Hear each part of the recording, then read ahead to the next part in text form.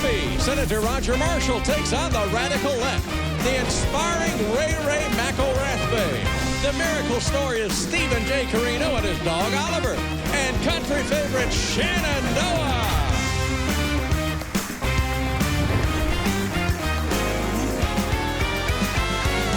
That's Ray Corley of the Music City Connection. And I'm your announcer, Keith Bilbrey. And now, here's Mike Huckabee!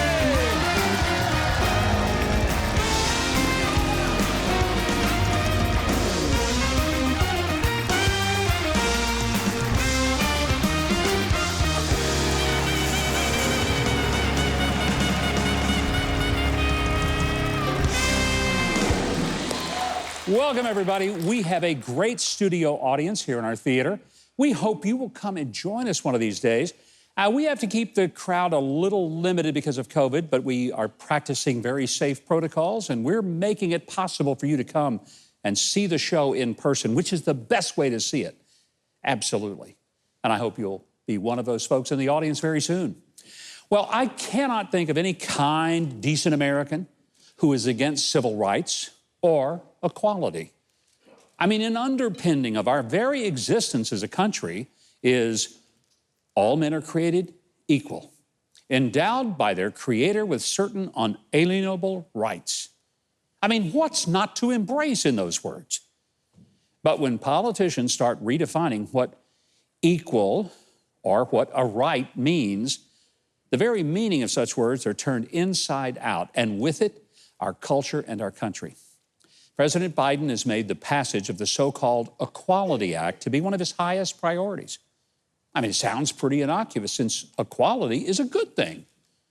But the Equality Act, introduced last year by Nancy Pelosi, is not as it sounds. It adds two new designations in the Civil Rights Act of 1964, which was and remains landmark legislation to end racial discrimination in voting, housing, employment, and participation in civic affairs. The Equality Act would add sexual orientation and gender identity to classes of protected civil rights. Now, let me be very clear. This is not a minor adjustment. This would mean that a person who declares oneself to be homosexual or transgender would be given protections that are given to those who are biologically Black or Asian, Native American or female, or who, despite being a biological male, would have to be treated as a biological female merely on the basis of declaring one's gender as female. Now, you may say, this doesn't concern me. Think again. If you're a business owner, you could lose your business license and be prosecuted for a hate crime and/or discrimination for adhering to biblical marriage standards and declining to print wedding invitations for a same-sex couple. Or if you're a doctor and you refuse to perform a double mastectomy and hysterectomy on a 14-year-old gender dysphoric girl who for some reason decides to identify as a boy, you're in trouble. If her parents forbid the surgery, they could actually lose custody of their daughter. You say, well, that never happened. It already has. It actually happened to parents of a 17-year-old girl in Ohio who refused to put their daughter on body-altering testosterone when she wanted to be a boy. Men would be allowed to sleep, shower, disrobe, and live with biological females at a battered women's shelter. Men TSA agents who identify as women would perform strip searches on females. Churches would be forced to allow boys to occupy girls' dorms and showers at church camps or Christian colleges. And boys who declare themselves to be the girls are already participating in women's sports, by the way, dominating the sports and demoralizing the women and destroying any of their chances of athletic scholarships for college. And if I simply say God created male and female, and it says so in the Bible, I could be sued for discrimination, lose whatever business I'm in, and be labeled guilty of a hate crime. A teacher was actually fired for refusing to use masculine pronouns for a female student who wanted to be treated as a male. And if you own a business that involves artistic expression, be it cooking, calligraphy, cake decorating, or making T-shirts, and you decline expressing support for a gender transition party, You can be sued, charged with discrimination by the government, and just right out put out of business. The rights of a male pretending to be a woman will be protected, but your right seeking to actually live as a Christian will be eliminated. You really should contact your congressman and senator. Tell them, stop stepping on the rights of some to give special rights to others in an insane unwillingness to follow the science of basic biology. Can I give you some science? There are two genders, male and female. We are assigned one in the womb at conception. Now, we can have surgery and hormone therapies and change our physical features. And at that point, live as a different gender. That's possible, but we can't just make a declaration that we are something that we are not, and then force the rest of the country to accept that as normal. And let me just be gentle in saying, an act of Congress can change the law, but not even an act of Congress can rewrite the Scripture.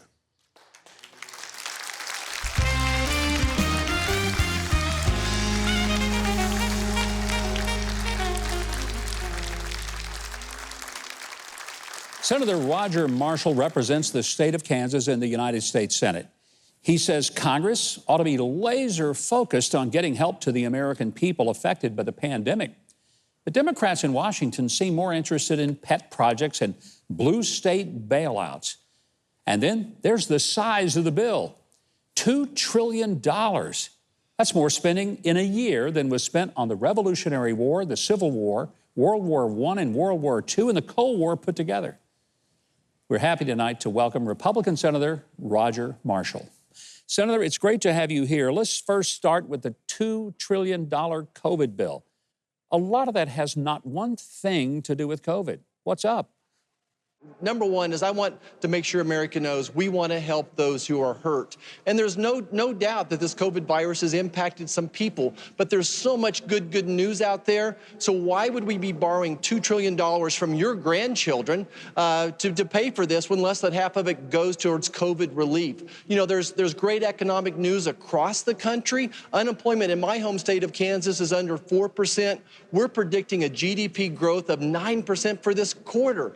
So we need to be laser focused, like you said, on getting vaccinations into people's arms, getting people back to work and our kids back to school. If we accomplish those things, then the economy is going to come back. America is going to come roaring back. 67% of America's children are still not in school permanently. Mostly this is happening in blue states where the schools are just closed down. A lot of the teachers' unions refused for their teachers to go back into the classroom. You're a physician as well as being a U.S. Senator. You delivered over 5,000 babies. You've seen lots of humanity in the course of your career. What is this doing to kids who are isolated from other kids, aren't in school, falling behind academically?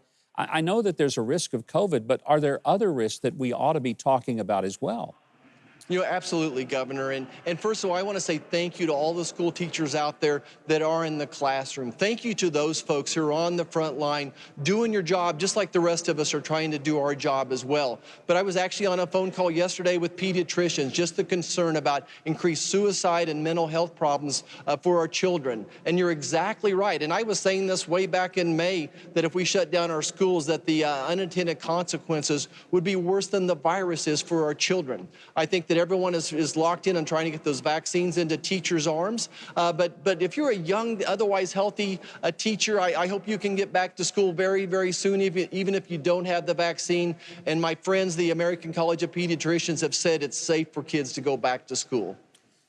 President Biden's got a lot of appointees that are going before the U.S. Senate. You're going to be called upon, obviously, to vote on these. Are there some that give you pause? I know some of your colleagues on the Republican side and even a couple of Democrats are a little leery of people like Neera Tanden for her hyper-partisan tweets and statements that she has made that certainly don't reflect the unity that President Biden has said he's focused on.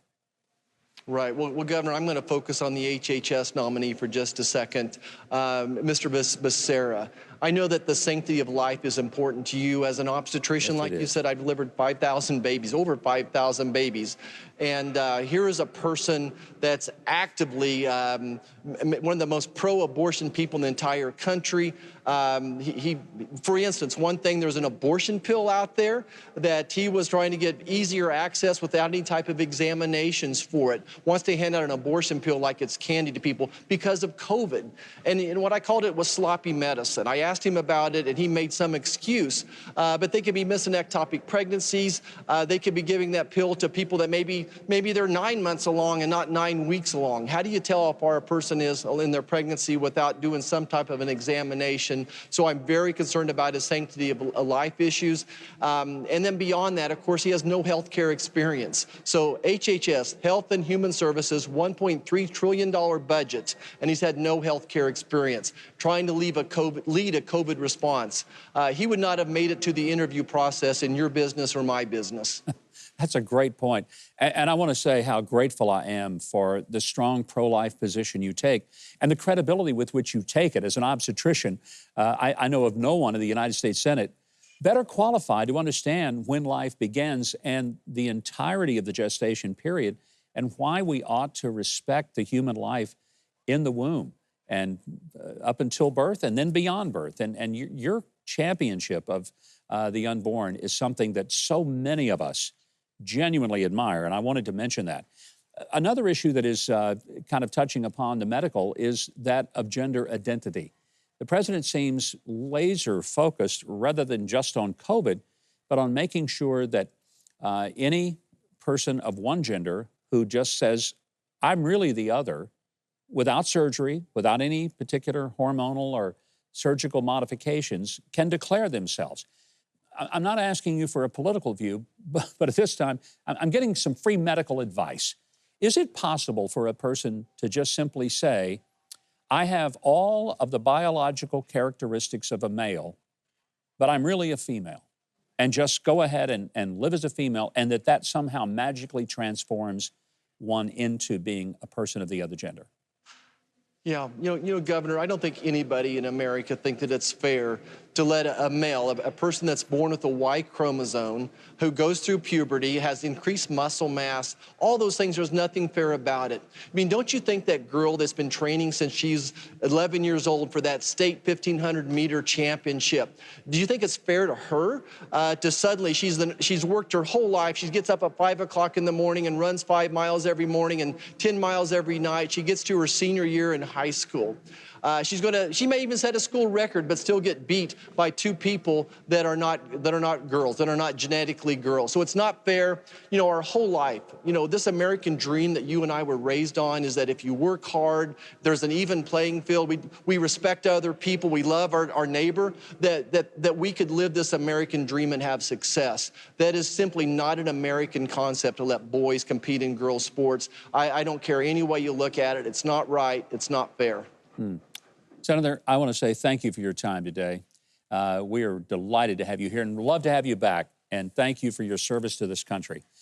I want to say to our audience, you can follow Senator Marshall on Twitter at RogerMarshallMD. Also, visit marshall.senate.gov to keep up with all the good work that he's doing for the people of Kansas and for the rest of us in America. Keith Bilbrey is standing by. He's going to tell us what other things that we have coming up on the show tonight. Keith? Well, coming up, the Disney and real-life story of Ray and Fahmarr McElrathbey. Later, comedian Rick Roberts and the Grammy Award-winning Shenandoah. There's a lot more of Huckabee coming your way.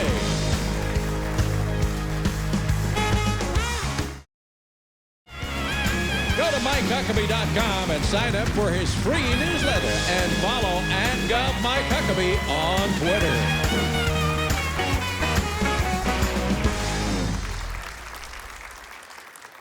Well, welcome back. Now, my next guest proved that there was no obstacle too big for him to become a star safety for Clemson football. And he showed that no length was too great for him to take care of his younger brother when he needed him most. How this community came together to support them both is the subject of an inspiring new Disney Plus movie called Safety. I want you to welcome Ray and Fahmarr McElrathbey. Good to have you guys here. I know. Glad to be here. Ray, you came from a very big family, 7 brothers and sisters that you had, but It wasn't exactly a walk in the park for you, was it? No, life, as I would say, life hasn't been a crystal stair. Yeah. But through the struggle, it's been worth it, more so than anything. I've learned to embrace the grind, as one would say. You know, one of the things that I was impressed by your story, there were so many people that reached out for you and said, we're going to help you. Because, I mean, there were struggles academically, and a variety of people, coaches and others, brought you into their homes so that you could live with them and become a better student and become more focused and disciplined. Was that just the turning point for Ray? A little bit. Some of it was. I had wonderful individuals in my life, but I believe it was the exposure to things outside of my normal, I guess, environment that made the difference for me the most, because it allowed me to see something outside of myself that I could strive for. One of the big parts of your story was that your brother, Fahmarr, is younger than you. You were in Clemson going to college, and he came to see you in college and said, I want to live with you. And it's not exactly easy just to show up and live with a big brother at college. And, you know, that wasn't going to work out real well. But he said, if you don't take me in, I'd rather go to a foster home than go back to my home. Yes. I mean, that was courage on his part, because it's something that I wouldn't have done. I never wanted to go to foster care. But he's a wonderful young man, so he knew what he wanted when he wanted it, so that was always important. And since he knew, it gave me a little bit more confidence to go with him. Fahmarr, was it a pretty big deal to move in with your brother at Clemson and not go to college, but hang out with him and let him kind of be like a surrogate parent? Yes, sir, it was the biggest deal, honestly. That was honestly the changing point in my life.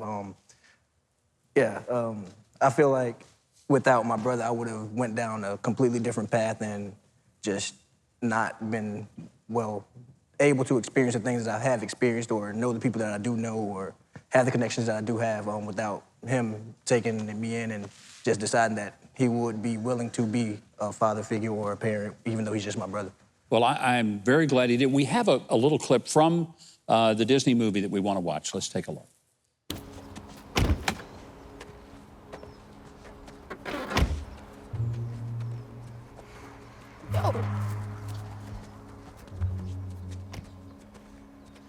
Mom's out of the equation, Faye. I love her, and I want her to get better, but we both know there's a chance she might not. So right now, I'm all you got. And I'm risking everything for us to have a real life, but you will not disrespect me anymore. That's it. North, you do what I say and when I say it. South, you go back to the system and wait on Mom. Your choice.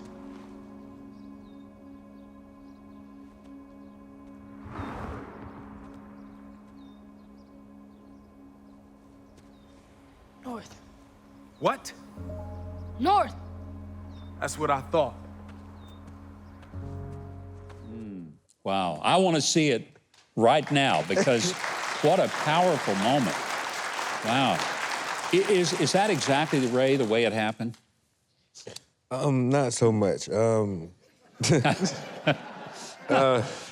Little dramatic effect there, but I mean, it did happen that you gave him an ultimatum. Yes, I mean, but it was the struggle. I mean, I tell people the struggle is still real.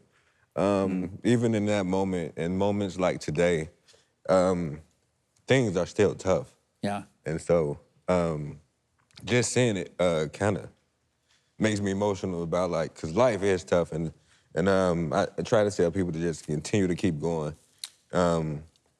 Yeah.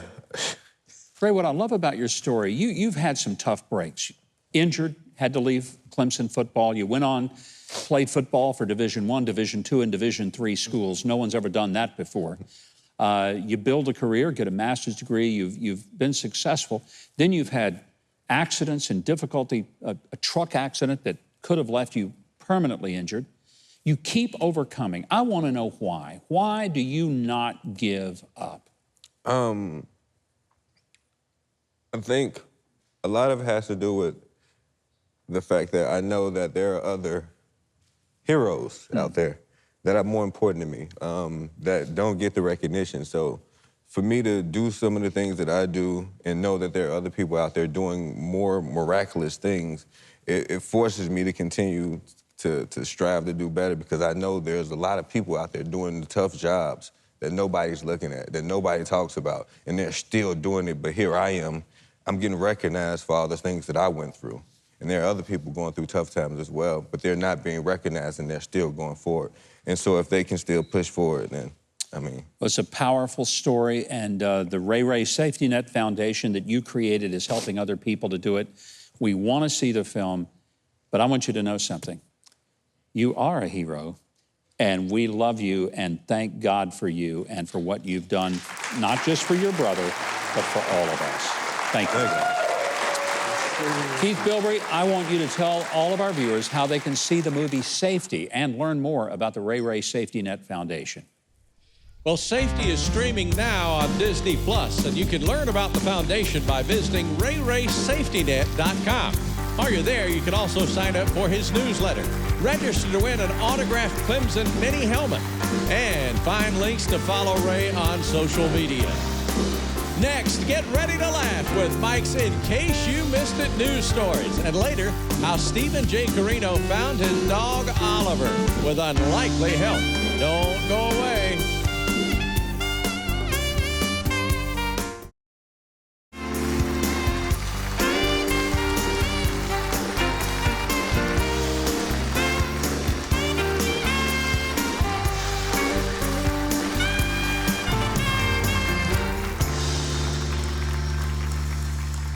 And welcome back. Now, if you have dreamed of tracing the path of the Apostle Paul in the beautiful Mediterranean, maybe walking the path that he walked as he introduced the world to the gospel of Christ, why don't you stop dreaming? Go with me, October the 24th through November the 2nd.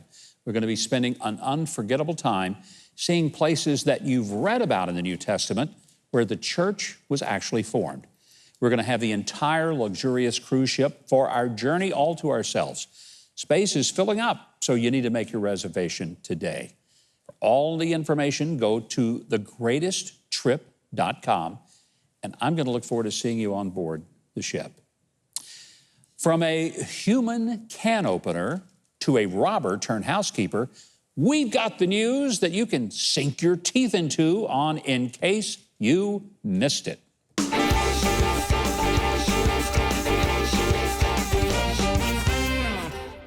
Our congratulations to Chucky Mady of Ontario. He set a new Guinness World Record by opening 24 full beverage cans in 1 minute by biting them open with his teeth. Look at that. I want to be his dentist. No, you don't. Attention, Great Britain, that is what non-government dental care can do for you. That's right there. By the way, Chucky is a mixed martial arts fighter. He has been biting open cans since he was 16. He's now 32. He saved a small fortune on can openers. A very, very small fortune he saved.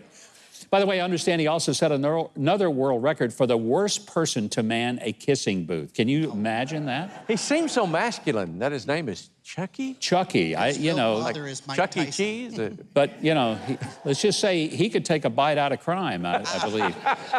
Anyway, they say you can't let's try that again. You cannot get good help these days. But in Florida, domestic help is knocking down the doors to get in. You know why? Why? Because police near Tampa Bay got a burglary call after some homeowners caught 19-year-old Marine Gavin Krim in their kitchen at 4 a.m. He had broken into their house, but instead of robbing them, he was cooking breakfast. And he told the family, he said, go back to sleep. Police say, no way. Now listen to this. Police say he may have been under the influence of alcohol. Alcohol could have been involved. Maybe. You think? Could be bacon withdrawals. I don't know. Meanwhile, in Pensacola, Florida, why have all these stories come out of Florida? I don't know. A woman called 911 at 3 a.m. to report that a strange man was cleaning her house with a Swiffer mop and a dustpan. Wow. Here's what's weird. She was complaining about that. Anyway, police believe that he'd broken some glass while breaking into her house and he wanted to clean up his mess. Can you imagine this? No, I can't. I'm having a hard time with that. I got to say, I would just tell her, don't be so quick to have him arrested. I mean, he's got a profession. He cleans up after himself. This guy's husband material, right? Oh, you know, Governor, I'm just sitting here wondering whether I should tell you and Trey this or not, but... Please don't. Okay. No, please do, because Trey won't tell us his story. You got to tell yours. It's honesty time. Okay. I actually had a third cousin that was like a professional thief. I can't remember the name right now, but she was big time in our part of the country. Oh, she was? Well, I'm not sure that's something that people ought to be bragging about. Now, wait a minute. You're from Arkansas. Yeah, I am. Proud of it. Everybody in Arkansas has got a thief in their family. You know that. Well, not everybody. And they brag about it. So anyway... Boy, you're going to get search for that. I'm telling you right. I'm going to write you one. I'm from Hillbilly, Tennessee, so I mean, there you go. Anyway, one time she's in this house searching for valuables. Yep. And the owner was upstairs, and he woke up. And he said, "What are you doing?" And she says, "I'm looking for money." So he just got up and searched with her. Yeah. Hey, did they find anything while they're looking for money? Well, not really. And you know, she kind of got out of the business. She just decided... number one, breaking into houses is risky. It's illegal. You could get hurt. Yep. So, by golly, she just ran for Congress, got the job. Now she's robbing half of America. There you go. That's my kind of thief right there. Whoa.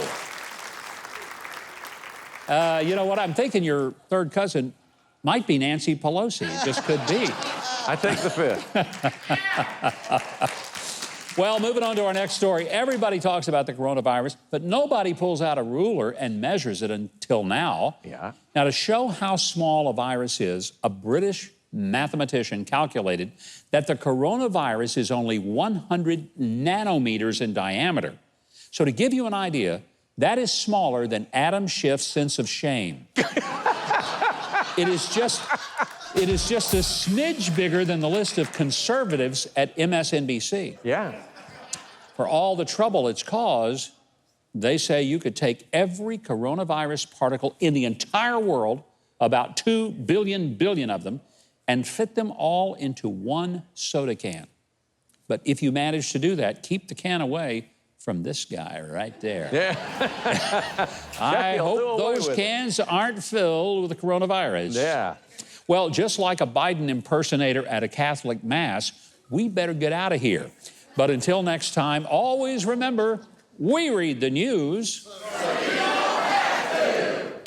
Still to come, stand-up comedy laughs with Rick Roberts and country music hitmaker Shenandoah. Visit Huckabee.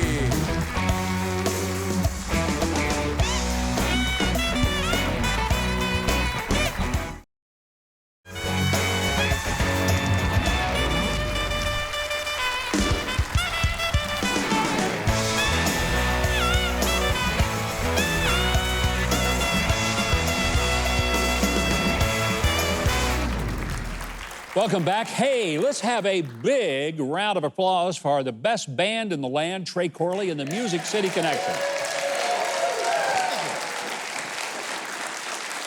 We're always proud of them and the great music that they bring to the show. Rick Roberts is a longtime favorite on our show. He shares the Guinness World Record for longest stand-up comedy show over 7 days. Now, he's been featured on Dry Bar Comedy, Pure Flix Comedy All-Stars, and Sirius XM Radio. And besides all that, he's just doggone funny. From Nashville, Tennessee, would you please welcome Rick Roberts. All righty. Welcome out, everybody. Hope you're doing good. Oh, shoot, I got to start my contact tracing app. All right. Make sure Bill Gates knows what I'm up to here tonight, so... Well, I hope you're healthy and well. I'm not sure if I'm healthy or not. This morning I stopped by for a COVID-19 test just on a whim, and I live way out in the county. I don't think we're doing it right. Our test was multiple choice, so I circled B, and they gave me a Merle Haggard CD, so I'm supposed to listen to that by myself for 14 days and then set myself free. Well, at least the vaccines are rolling out, and I don't think everybody's on board. My friend Gary he wants nothing to do with it. He's like, man, you gotta be careful about what you put into your body. I'm like, all right, Gary, put down the Red Bull and slice me another slab of that bacon cake, all right? I'll eat it in front of the mirror so I can watch what I'm putting in my body, just like you. But then it dawned on me, if we want every American to get involved and get on board with this vaccine, we just gotta make it edible, right? Deep fry it, slather it with icing, make it shaped like a rifle, right?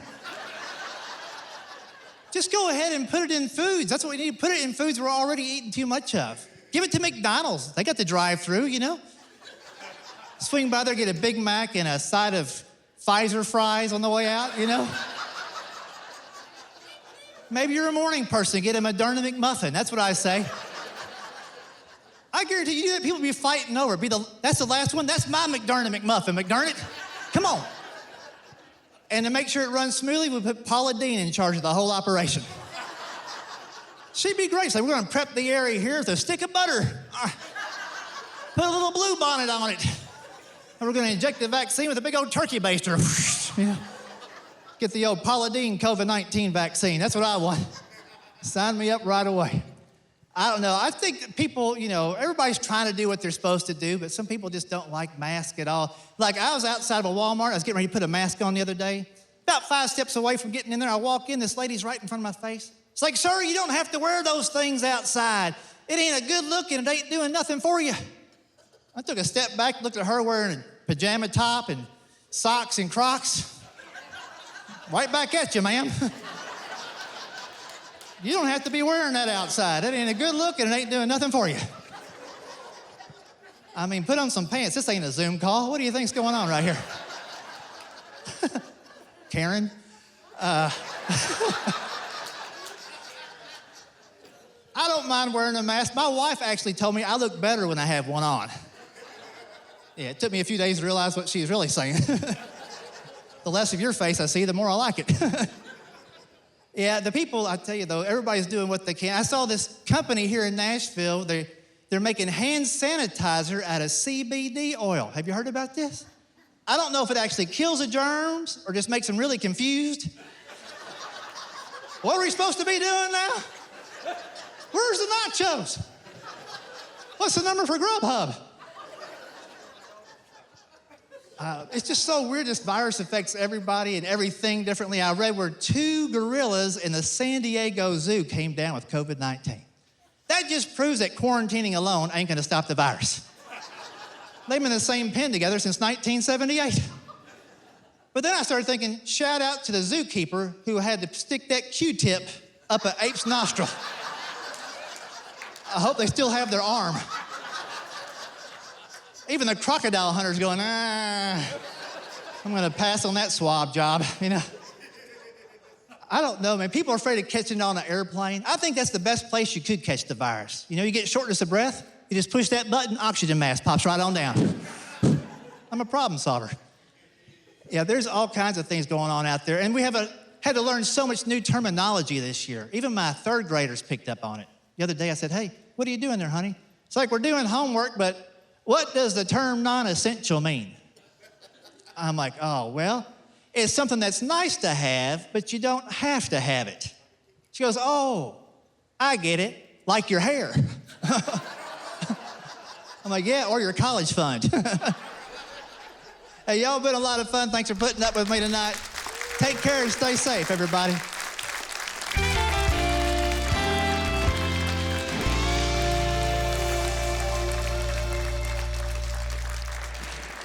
You know, Rick, you're one of the few people I know that can make COVID funny. Well, if you don't laugh this year, then you're done with yourself anyway. Well, you know, there's a lot of reasons that people have been having a tough time. COVID, and then last week, Snowmageddon across America. Man, we must have got 2.5 inches here in Nashville. But it was fun, you know. My kids were off school for the whole week, so we did a bunch of tobogganing down the hill and everything. And you know what rosebud means, right? Yeah, I just saw Citizen Kane again for like the 15th time last tell week. them. There's no spoiler alert here. It's been 50 years. Yeah, I think it's safe. If people haven't seen it now, it's too late. Yeah, So- rosebud is a sled. The sled, yeah. And it's also the discount code at the chiropractors, I found out. I got all banged up. Did you really? I got all twisted up, and that guy was working my back like it was a Supreme Court nominee. He was just like pounding me from every angle. He got done. I said, what do I do now? He says, put some ice on it. So I just went back down the hill with no shirt on. Could have saved $100 right there. No copay. Oh, gosh. So you've had to change everything over COVID. I mean, you know, you do all these corporate events and you speak at churches and for companies and businesses. All that shut down in 2020.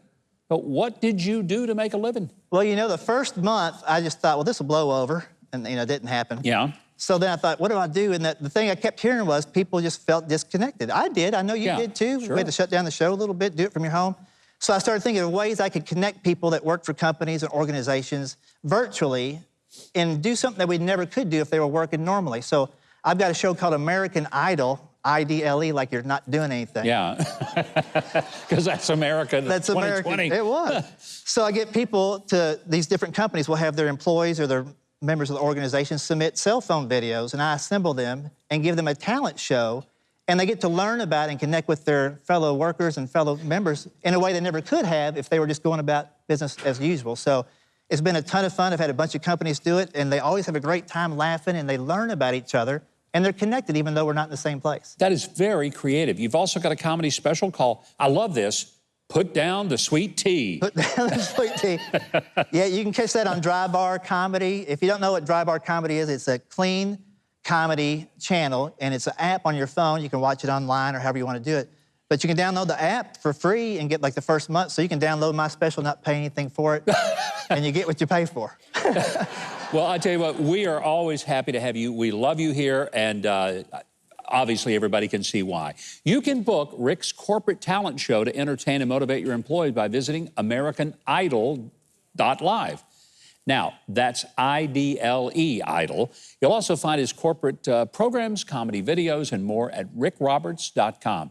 Listen for his Comedy Daily on Sirius XM's Laugh USA and Jeff and Larry's Comedy Roundup. Now, I want to tell you something. Keith is not half as funny as Rick Roberts, but he knows what we have coming up next. He's going to keep you entertained. I'll do my best. Coming up, how strangers helped find author Stephen J. Carino's Stolen Dog. And Grammy Award-winning Shenandoah joins Mike on Huckabee.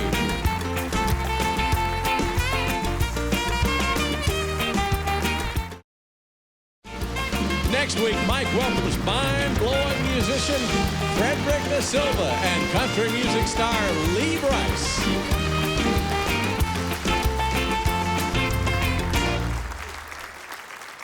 Well, I am a total sucker for a good dog story, so I'm truly fascinated by our next guest, because when his beloved dog Oliver was stolen, he vowed somehow he was going to find him.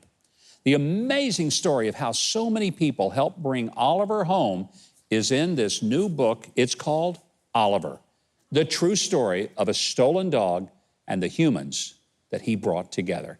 Please welcome Stephen J. Carino and Oliver.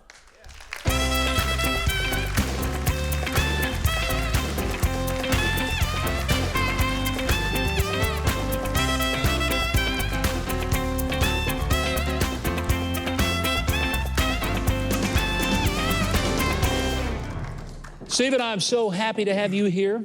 I got to tell you something. I would not live in a world without dogs. I just think they make us better people. They do. They do. Now, yes. How do you even start going and looking? I mean, it's one thing to lose a dog that gets lost and confused in the neighborhood. But when a dog is stolen, what do you even do to start looking? You have a family that's behind you that knows that you're in trouble. My older sisters knew that I've overcome a lot of things. We all have our bumps in the road in life, and they always had enough faith in me that I'd always overcome. But when this happened, when I called my sister Laura and said, Oliver's gone, her life went on hold. Wow. My sister Nancy's life went on hold. My sister Annette's life went on hold. They knew that this was something that if I didn't get him back, that I would survive, but I wouldn't be the same person anymore. How long did it take you to get Oliver back? 7 days. 7 days. 7 days. And the story in the book is all of the different people that uniquely kind of came together to help you get Oliver back. Well, that's the thing about when you introduce the true story of a stolen dog and the humans he brought together, because that's what he did. And even though his beautiful picture's on the cover and it looks, and it is a dog, quote unquote, a dog book. Yeah.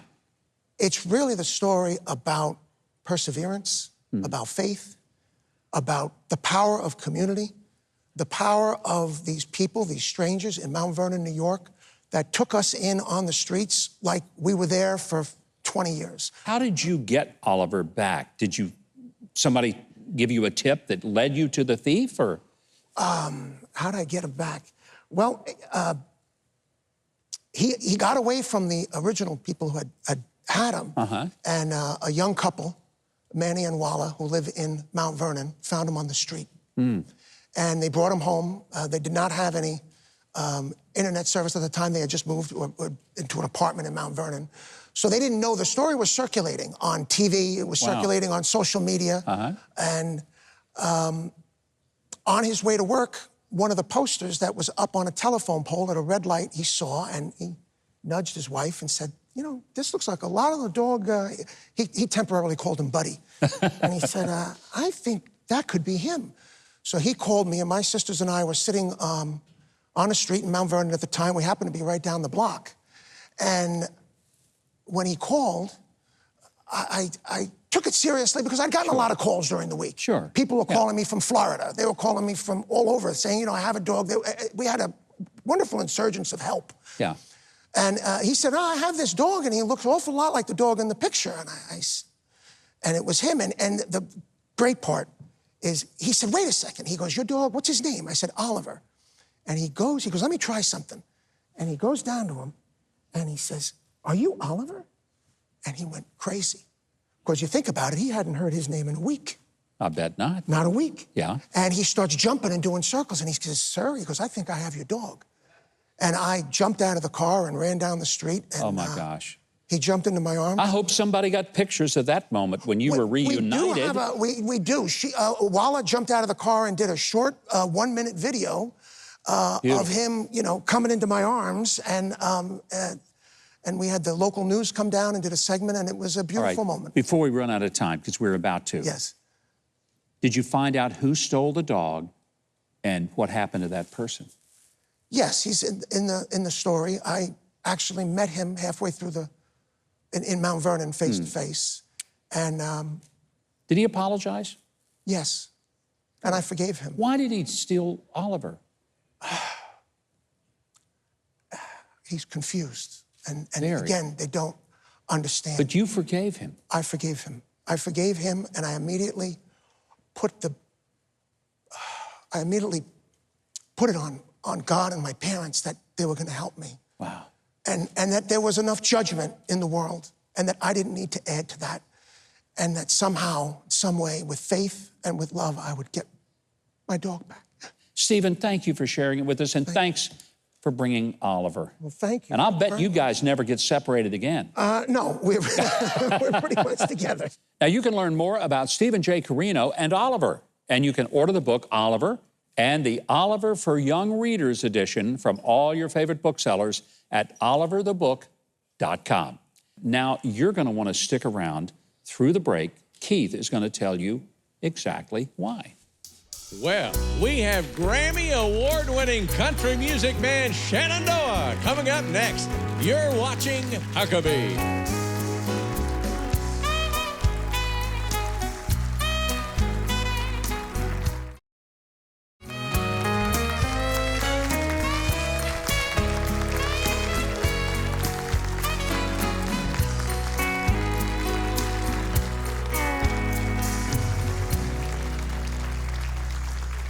And welcome back. You know, Shenandoah has charted 13 #1 hit songs, including Church on Cumberland Road and the Grammy Award-winning Somewhere in the Vicinity of the Heart. They got a brand new album. I got it right here. It's called Every Road, and it features collaborations with about every country music star that you can imagine. I mean, a few names, well, some of them you may not have heard of. Blake Shelton, Brad Paisley, Luke Bryan, just to name a few. Well, here to tell us more about the project are Shenandoah's founding members, Marty Raybon and Mike McGuire. Marty, Mike, great having you guys here. It's good to be with you, Governor. Thank you for coming. Wonderful to be with you. Here's what I can't believe. Last time you guys put out a new album was 1994. Yeah. Why have we waited so long to get a brand new album? It's COVID. My gosh, it's lasted longer than I thought. What a great answer. Yeah. No, you know, it's just been years. You know, I'd left the group in 1997, and had been gone for 17 years doing a lot of preaching and, had a little old bluegrass band and stuff like that. And then for the last 4 years, I started back with the band in 17, wasn't it, Mike? Mm-hmm. Yep. No, 14. Whatever you say, Marty. Y'all could be married talking like that. Being in the band is kind of like being. Yeah, it's sort of like that, isn't it? But anyway, so we had started putting the wheels back on it, and just really felt like we still had a lot of music, and still had a lot to say, and still a lot of things that we wanted to actually do, to kind of proved ourselves musically. And then all of a sudden, this idea came along with Cole Johnstone, our manager, and we just started, you know, working on it. We started putting this piece together, and he said, "Man, here's another phone number. Call this guy." And, you know, next thing you know, I got Blake Shelton on the phone, and Dierks Bentley. That's the out-eatingest bunch you've ever seen in your life. Every time I called him, they were eating. Well, I tell you what, you must have got them at a good time. Mike, one of the things that amazes me, I mean, I'm looking at all these people that you've got on here.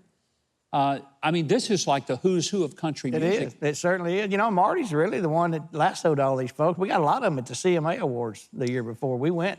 But, I mean, I'm amazed because most of the time artists will not be that willing. I mean, Zach Brown Band, you got Luke Bryan, Brad Paisley, all these people are on this album. There's one thing I don't understand. You didn't call me. No, we didn't. No, yeah, apologize that's okay. about That's that. all right. I would have said yes, but seriously, this is an incredible project. It would be great even if they hadn't joined you, but the fact that they did, I think it's pretty phenomenal. So obviously we brought you here not to talk about the music, but to make the music. Can we get you over there? Sure. And have you do some music for us? Ladies and gentlemen, I think you'd want to hear Shenandoah because I love this band. I want you to hear some cuts from their new record, and Keith Bilbrey is going to tell the folks at home exactly how you can get this record. You can find Shenandoah's Every Road, Everywhere music is sold and streamed. For information on Shenandoah's 2021 touring schedule and a lot more, go to shenandoahband.com. And after the show, go to Huckabee.tv for their classic hit, 2 Dozen Roses. Now, here to perform is Shenandoah.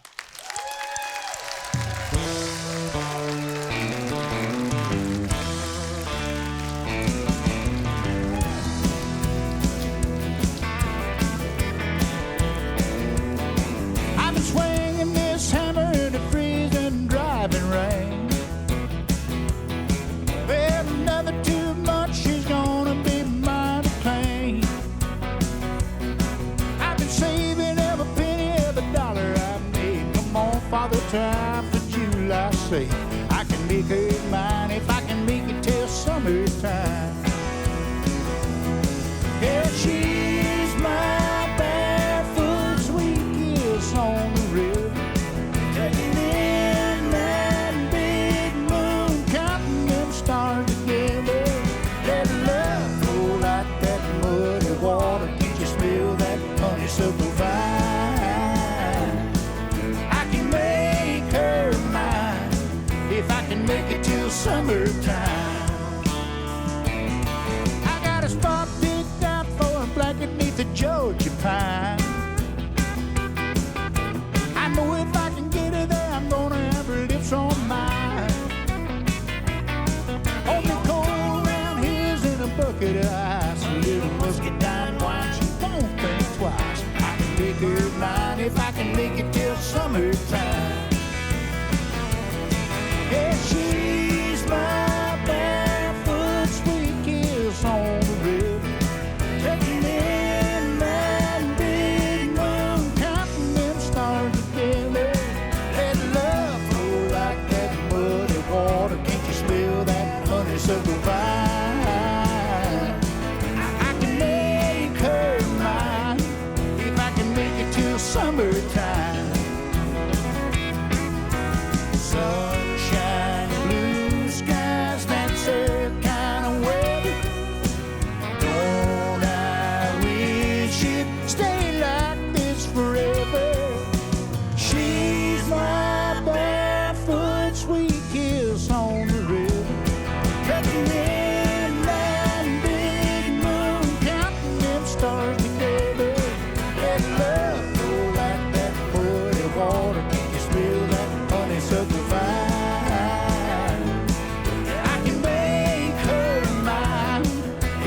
make it till summertime.